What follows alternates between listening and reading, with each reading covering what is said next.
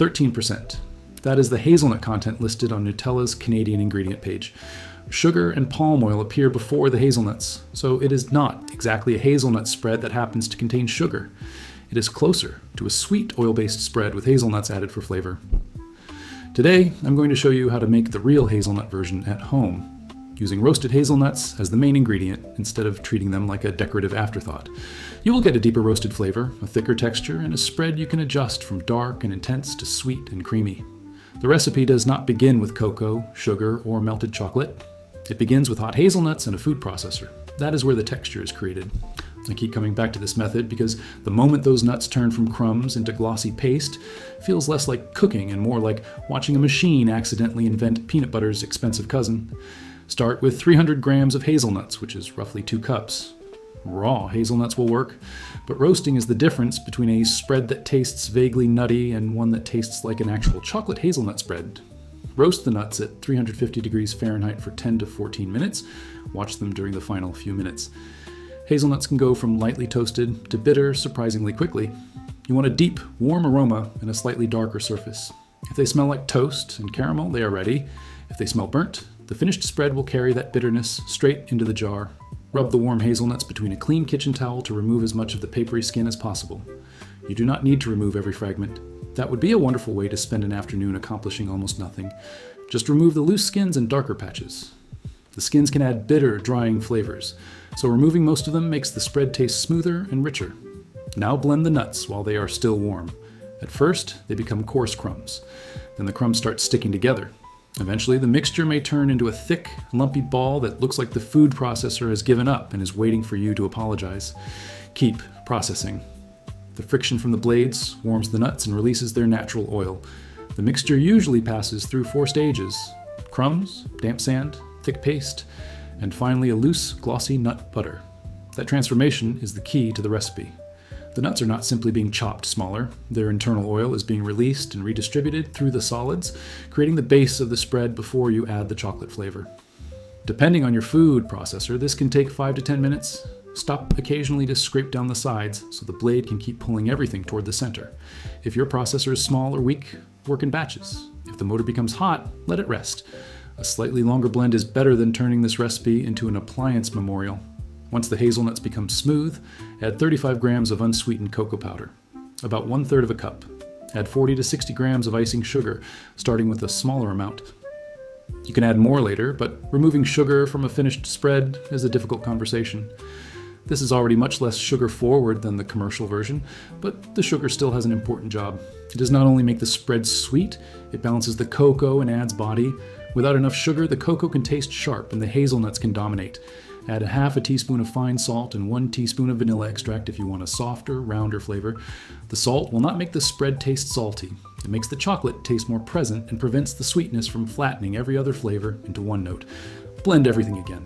The spread may look thicker than expected because cocoa absorbs some of the available oil. Add 1 tablespoon of neutral oil, hazelnut oil, or melted coconut oil and blend again. Only add more if it needs it. This is where homemade spreads often go wrong. Pour in too much oil and you end up with a shiny layer sitting on top of a thin chocolate paste. Add it slowly. You're adjusting the texture, not filling a swimming pool. The finished spread should fall slowly from a spoon. It should hold its shape briefly but still move across toast without tearing it apart. For a more luxurious version, add 100 grams of melted chocolate instead of, or alongside, part of the cocoa and sugar. Dark chocolate creates a deeper flavor. Milk chocolate makes it sweeter and closer to the familiar jar. A combination of 70 grams of dark chocolate and 30 grams of milk chocolate gives you a good middle ground. Melt the chocolate separately and let it cool slightly before blending it in. The chocolate version will firm up more in the refrigerator because cocoa butter hardens as it cools. The cocoa and oil version usually stays softer.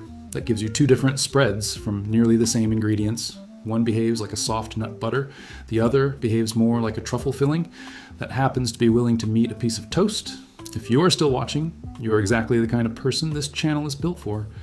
A free subscription helps keep these practical experiments going, and membership gives you access to members-only videos. Now, back to the jar before it disappears by spoonful.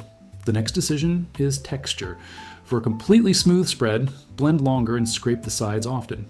The longer the nuts are processed, the more natural oil they release, and the smoother the base becomes.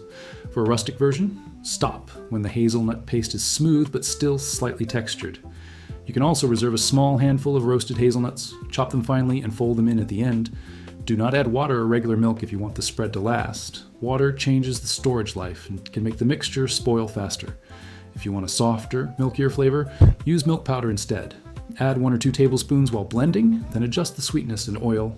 Milk powder brings the flavor closer to commercial chocolate hazelnut spreads, but it is optional. Hazelnuts, cocoa, sugar, salt, and oil are enough. If you do not have a powerful food processor, start with plain hazelnut butter. Mix it with cocoa powder, icing sugar, salt, vanilla, and a small amount of oil. It will not be quite as fresh, but it is much faster and still gives you control over the ingredients. A blender can work, although a wide blender jar may struggle because the mixture spreads around the sides instead of falling toward the blades. A food processor is usually better for thick pastes. If the spread stays gritty, the nuts probably were not processed long enough, or they cooled down too much. Blend again and scrape the sides frequently. Do not add a large amount of oil to hide the grit. Oil can make the mixture thinner without making it smoother. If the spread is too thick, add oil 1 teaspoon at a time. If it is too thin, add more roasted hazelnuts or a little cocoa powder. Add cocoa carefully because it thickens quickly and can make the spread bitter. If it tastes flat, add salt before adding more sugar. If it tastes bitter, check 3 things. Were the nuts over roasted? Did too much skin remain? And did you use very dark cocoa?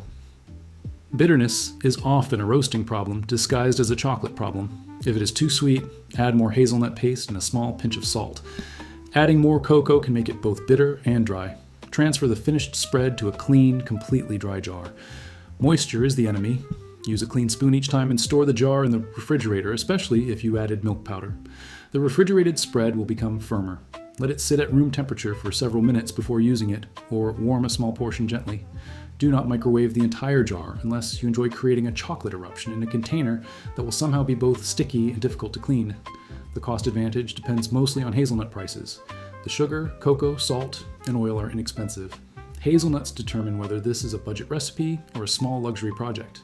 The real advantage is control.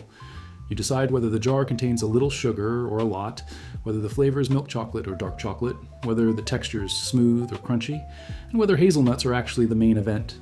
You can make the flavor even stronger without adding more sugar by roasting a small portion of the hazelnuts slightly darker and blending them into the main batch. The darker nuts add intensity while the lightly roasted nuts keep the spread from becoming bitter. That creates layers instead of turning up one ingredient until everything tastes the same. Spread it on toast, stir it into warm oatmeal, use it between cookies, spoon it over pancakes, or eat a little directly from the jar while pretending you are checking the consistency. The formula is simple. Roasted hazelnuts for the body, cocoa for the chocolate, sugar for balance, salt to sharpen the flavor, and oil only when the mixture needs help moving. Once you understand that formula, you can adjust it endlessly. More hazelnuts make it thicker and more intense. More chocolate makes it firmer when cold. More oil makes it softer. Less sugar makes the roasted flavor stand out. A little extra salt makes the chocolate seem darker without adding more cocoa. The next time you look at a jar of chocolate hazelnut spread, check the ingredient order, then try making the nut version first. The machine does most of the work, the ingredients are easy to find, and the moment the hazelnuts turn into glossy paste makes this feel far more complicated than it really is. I like this version because it tastes like hazelnuts first and chocolate second, which is exactly the order the name seems to promise. Thanks for watching. If you try it, share this with someone who keeps a chocolate spread jar dangerously close to the spoon drawer, and I will see you in the next one.